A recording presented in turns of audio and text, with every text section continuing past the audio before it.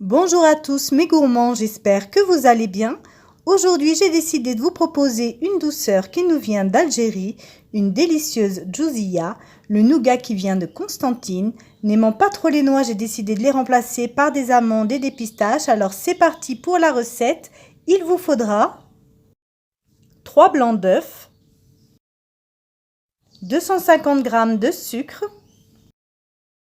250 g de miel, 150 g d'amandes et 150 g de pistaches. Comme je vous ai dit auparavant, à la base, il y a des noix à l'intérieur, mais n'aimant pas les noix, je les ai remplacées par les amandes et les pistaches. Et pour terminer, 100 ml d'eau. Dans une casserole à petit feu, je vais commencer par verser mon sucre, puis je vais y ajouter mon eau. Et à l'aide d'une spatule, je vais mélanger le tout afin d'obtenir un liquide homogène. Je vais préparer donc mon sirop à petit feu. Il sera prêt quand il sera à 120 degrés. Donc j'utilise un thermostat pour voir la température de mon sirop. Pendant ce temps-là, je vais mettre sur une plaque mes amandes ainsi que mes pistaches. Si vous avez choisi de mettre des noix, vous mettez vos noix sur les amandes et je vais les enfourner à 180 degrés pendant 10 minutes. Une fois que mon sirop aura obtenu les 120 degrés désirés, je vais y verser mon miel à l'intérieur. Raclez bien les bords de votre bol afin de récupérer tout le miel. Puis à l'aide de ma spatule, je vais mélanger mon sirop ainsi que mon miel. Je vais faire chauffer mon miel et mon sirop jusqu'à ce que celui-ci commence à frémir légèrement. Pendant que mon miel est en train de chauffer, je vais verser dans la cuve de mon robot les blancs. Puis je vais monter donc les blancs d'œufs en neige. À vitesse, j'ai mis la vitesse à numéro 4, donc je ne les monte pas à grande vitesse, mais à moyenne vitesse. Voilà, quand mes blancs sont bien montés, j'y ajoute doucement en plusieurs parties le mélange sirop-miel à l'intérieur et je continue de battre. Il est important de l'incorporer en plusieurs fois. Alors là, tout mon sirop et mon miel ont été incorporés. Je vais continuer à battre le tout pendant environ 5 bonnes minutes jusqu'à ce que ma préparation refroidisse. Ma préparation est enfin prête. Vous savez qu'elle est prête quand celle-ci forme un beau bec d'oiseau, comme ceci. Je vais mettre ma préparation au bain-marie à petit feu pendant 1 heure. Et pendant 1 heure, je ne vais sans cesse enrober cette préparation. Attention, le nougat a vraiment besoin d'attention. Donc il vous faudra enrober sans cesse pendant 1 heure votre préparation, c'est très important. Après une demi-heure, voici la pâte que j'obtiens. Je continue à enrober cette préparation au bain-marie à petit feu. Comme vous pouvez le voir, elle a quand même réduit.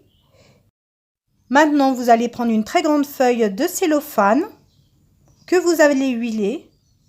Alors, vous allez utiliser soit de l'huile végétale, soit de l'huile de tournesol.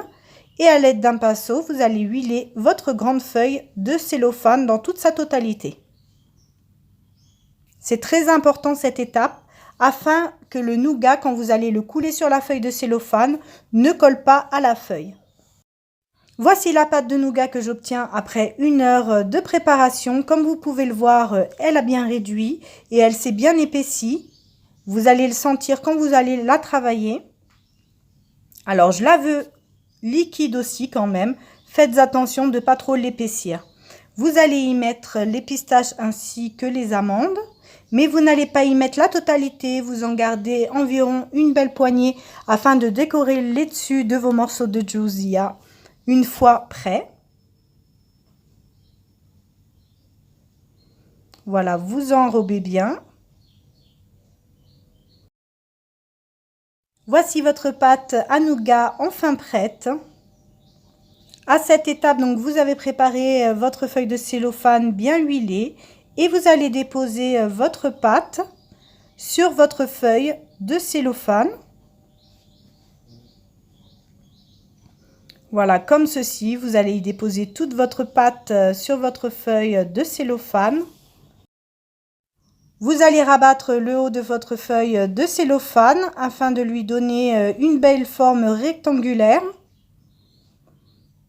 Voilà, vous l'aplatissez bien, mais pas trop. Il vous faut environ une épaisseur de 1,5 cm, je dirais. Vous allez en faire de même avec le bas. Je vous conseille, à l'aide d'une spatule bien huilée, de rabattre les côtés. Cela vous aidera à lui donner une bonne forme rectangulaire.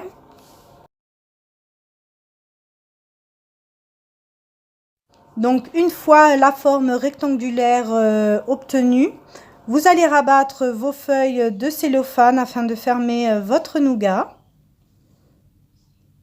Là, je rabats légèrement pour bien lui donner la forme rectangulaire. Et je vais rabattre mes feuilles. Voilà, comme ceci. J'aplatis légèrement. Puis, je vais rabattre la feuille du bas, puis les côtés.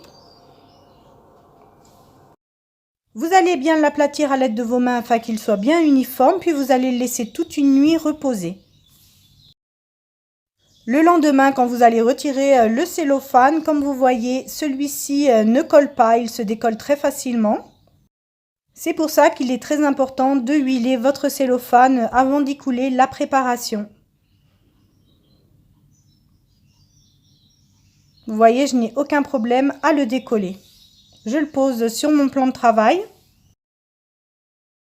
Avant de passer à la découpe du nougat, j'ai passé mon couteau sous l'eau froide. Puis je vais maintenant parer les bords, donc couper les bords afin d'obtenir un nougat bien carré. Les bords, pour ma part, je les réutilise dans d'autres recettes comme de la mousse au nougat ou alors de la glace au nougat. Une fois les bords bien retirés, je vais couper des bandelettes d'environ 2 cm. À chaque fois que j'ai coupé une bandelette, je retrempe mon couteau dans l'eau, c'est préférable. Et vous couperez donc une bandelette de 2 cm d'un côté, puis 2 cm de l'autre afin de former des carrés. Voilà les carrés obtenus. Je vais déposer pour ma part une amande et une pistache sur chaque carré obtenu, mais si vous faites la recette avec les noix, déposez-y une noix. J'ai coupé un carré de feuilles de cellophane que j'ai huilé auparavant et je vais envelopper ma jausia à l'intérieur afin qu'elle ne colle pas quand je la développe. Et je vais en faire de même avec chaque carré. J'espère que cette recette vous a plu. Vous pouvez retrouver mes recettes sur mon blog lesdélicesdekenza.com. N'hésitez pas à liker, commenter et partager cette vidéo, ainsi que de vous abonner à ma chaîne YouTube et d'activer la petite cloche afin de recevoir une notification à chaque nouvelle recette postée. Je vous dis à bientôt pour une nouvelle vidéo.